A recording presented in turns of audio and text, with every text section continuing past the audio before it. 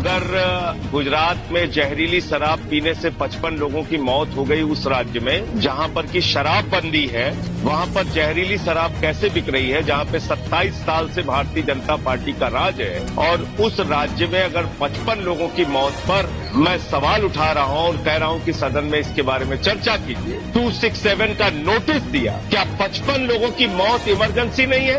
क्या 55 लोगों की एक सरकारी राजनीतिक संरक्षण में प्रायोजित जहरीली शराब से मैं तो कहूंगा हत्या जो की गई, यह इमरजेंसी नहीं लगती? आज भी लोग जिंदगी मौत से जूझ रहे हैं गुजरात में जहरीली शराब पीने के कारण। ये कोई आपातकाल की परिस्थिति नहीं लग रही है भारतीय जनता पार्टी को और सुधांशु जी को। और महंगाई के सवाल पे आपने अस्पताल के कमरे का महंगा कर दिया, टैक्स बढ़ा दिया अस्पताल के कमरों पर। आपने दूध पे टैक्स लगा दिया बच्चों के, आपने दही का दाम बढ़ा दिया, आपने आटा का दाम बढ़ा दिया, चावल का दाम बढ़ा दिया, आपने महंगाई चरम पर पहुंचा दी। ये इमरजेंसी नहीं है। लेकिन मैंने सवाल उठाया था कल से लेके आज तक, आप बताइए इसमें मैंने क्या अपराध कर दिया, सुधांशु जी कौन सी गलती कर दी? अगर किसी हिंदुस्तान के राज्य में कोई बड़ी घटना हो जाएगी, राज्यसभा है, राज्यों से चुने हुए प्रतिनिधि यहाँ पर आते हैं, ये राज्यसभा विधायकों का वोट पाके हम लोग पहुंचते हैं।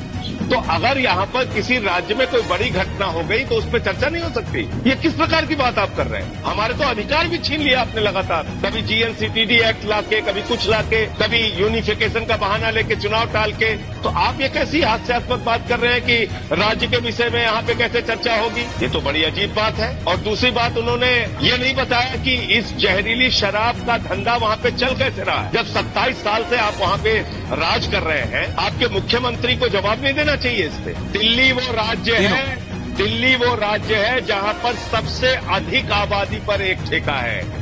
गोवा वो राज्य है जहां पर सबसे कम आबादी 761 लोगों की आबादी पर एक ठेका है। नोएडा वो शहर है जहां पर 12,000 की आबादी पर एक ठेका है। ये बगल का इनके गुड़गांव वो राज्य है जहां पर 4,000 वो शहर है जहां पर 4,000 की आबादी पर एक ठेका है। दिल्ली वो राज्य है जहां पर 42,000 की आबादी पर एक ठेका है, जहां पर 464 शराब के ठेके हैं। और नकली शराब से आपने 55 लोगों को मार दिया। ये धंधा वहां चल रहा है गुजरात में, उसमें आपके मुंह से एक शब्द नहीं निकल रहा है। अरे गुजरात के मुख्यमंत्री का तो इस्तीफा हो जाना चाहिए।